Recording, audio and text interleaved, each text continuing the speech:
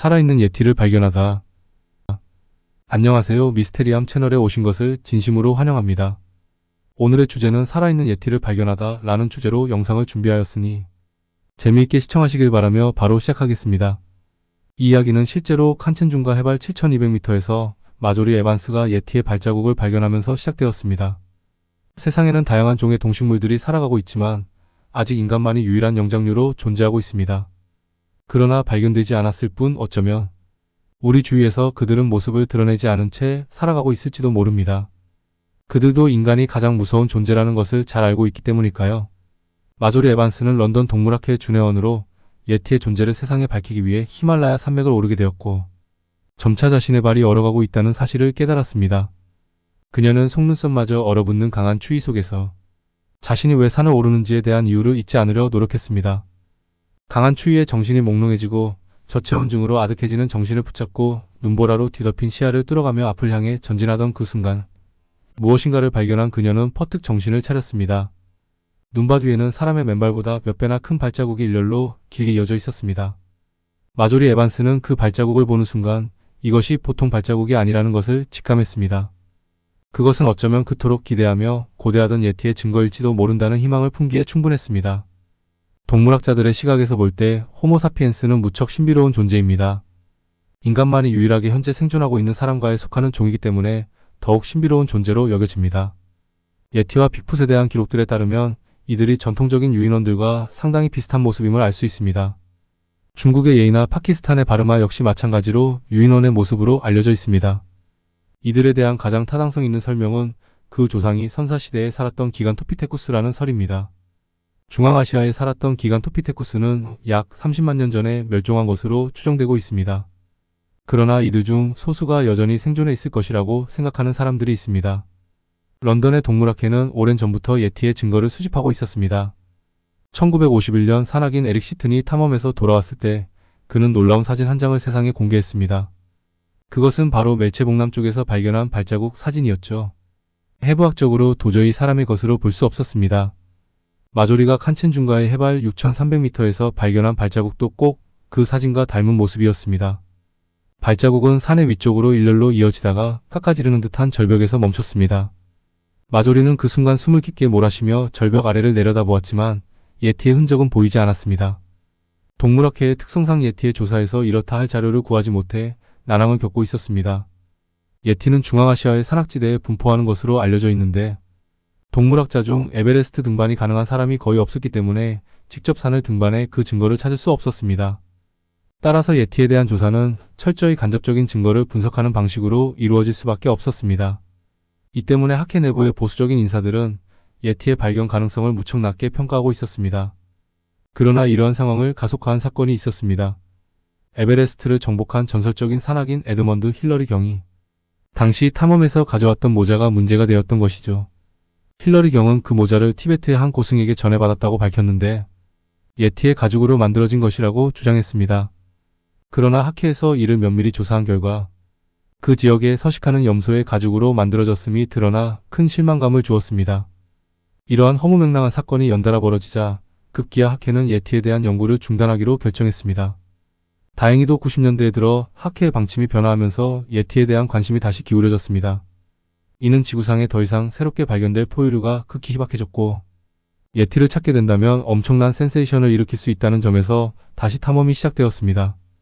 학회는 관심을 극지와 심해로 대상을 넓히는 과정에서 전문 탐험가들이 많이 필요하다고 판단했으며 이 과정에서 다양한 탐험가들을 학회의 준회원으로 받아들였습니다. 마조리 에반스 역시 그 과정에서 선발된 전문 산악인이었습니다. 그녀는 평소 신비한 동물들에 대해 깊은 관심을 가지고 있었고 예티의 존재에 대해서도 상당히 깊은 관심을 갖고 있었습니다. 그녀는 철저한 조사를 거쳐 예티가 서식할 만한 거주지를 학회와 오랜 시간 토론했습니다.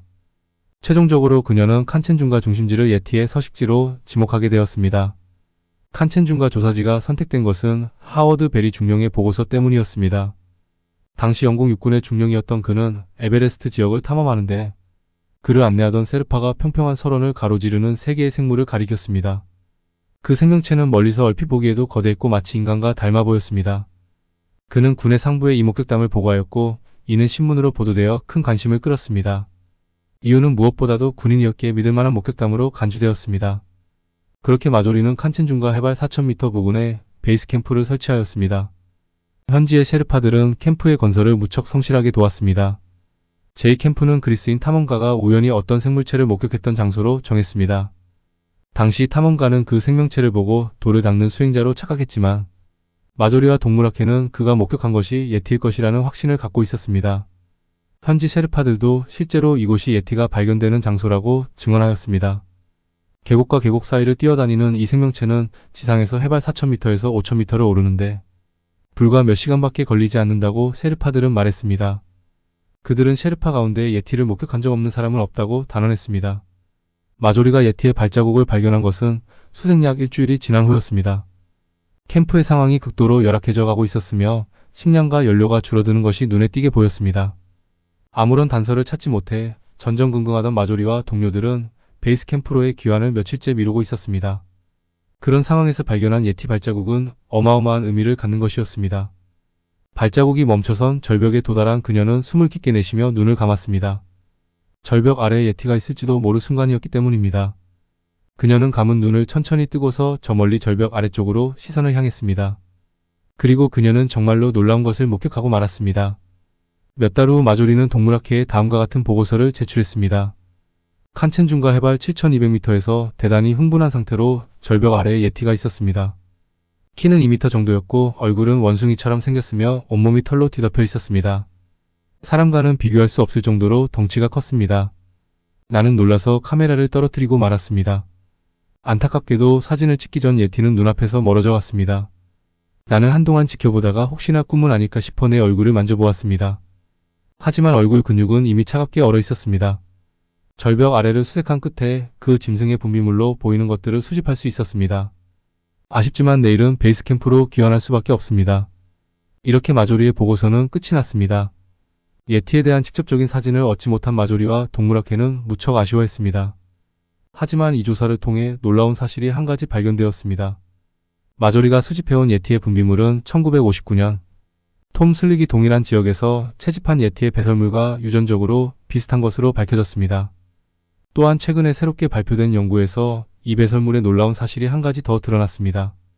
바로 배설물에 있던 기생충이 완전히 새로운 종으로 기존의 영장류에서 발견된 적 없었던 기생충으로 밝혀진 것입니다. 그 덕에 예티의 존재 가능성은 상당히 높아진 것으로 시사되고 있습니다.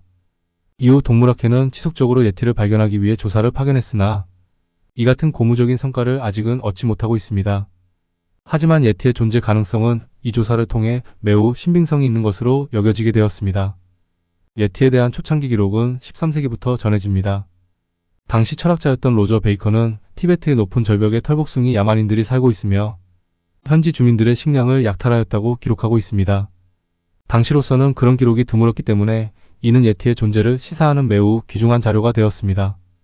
만약 이러한 거인들이 현재까지 생존하고 있다면 이는 인간의 진화 과정이 단일한 계통이 아니었음을 시사할 수도 있기 때문에 상당히 의미 있는 발견이 될 것입니다.